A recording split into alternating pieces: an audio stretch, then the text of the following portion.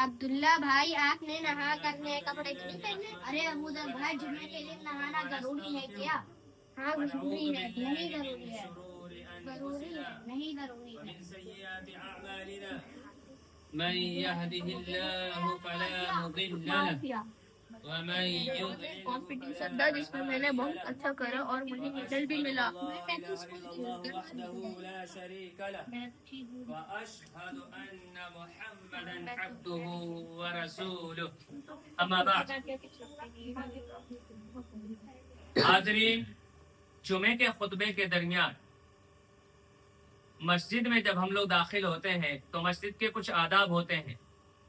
جمعے کے خطبے کے درمیان بات چیت کرنا، کھیل کود کرنا اور اسی طریقے سے سب باندھ کر اندر داخل ہو کر بیچ میں خس کر بیٹھنا، یہ شریعت سے ثابت نہیں ہے۔ اللہ کے نبی صلی اللہ علیہ وسلم نے اس طریقے سے سب باندھ کر آنے سے منع کیا، بلکہ جہاں جمعے کے خطبے کے درمیان جگہ ملے وہاں بیٹھ جانا چاہیے، بلکہ صفے باندھ کر دونوں طرف کرتے ہوئے بیچ میں آ کر نہیں بیٹھنا چاہیے۔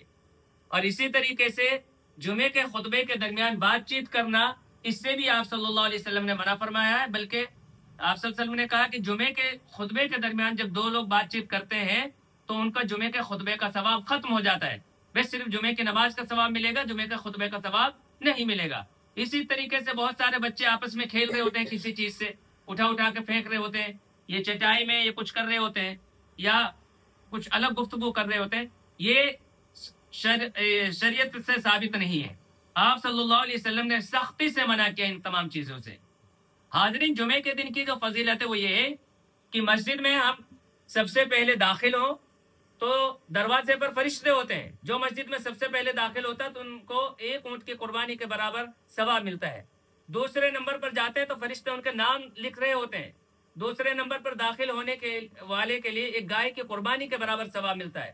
تیسرے نمبر پر داخل ہونے والے کے لیے بکرے کی قربانی کے برابر ثواب ملتا ہے۔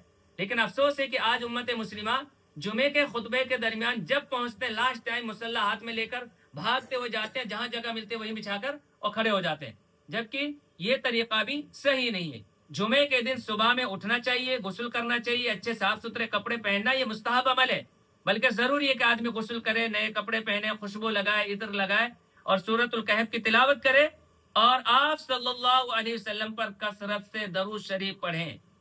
لیکن افسوس کہ آج ہم لوگوں کی ان چیزوں کے بارے میں پتہ ہی نہیں ہوتا ہے، بلکہ ہم اپنی مرضی سے بس جو بھی کام کرتے ہیں اپنی مرضی کا مطابق کرتے ہیں، بلکہ اس کے بارے میں ہمیں معلومات ہونی چاہیے کہ جمعے کے کچھ آداب ہیں، ان آداب کے مطابق ہم کو زندگی گزارنی چاہیے اور آپ صلی اللہ علیہ وسلم کے طریقے کے مطابق ہم کو عمل کرنا چاہیے۔ تو آپ لوگوں کو سمجھ میں آئی یہ بات؟ تو آئندہ مجھے امید ہے کہ آپ سبھی بچے اور جتنے بھی حاضرین ہماری باتوں کو سن رہے ہیں جمعے کے خطبے میں ان تمام چیزوں سے بچیں گے۔ جو حرکتیں ہم کرتے ہیں یہ آئندہ ایسی کوئی حرکت نہیں کریں گے، جمعے کے خطبے کے درمیان بات چیت بھی نہیں کریں گے اور آپس میں کھیل کود نہیں کریں گے۔ تو حاضرین، ہماری ویڈیو اچھی لگی ہو تو آپ لوگ لائک کریں، سبسکرائب کریں، بیل آئیکن ضرور دبائیں۔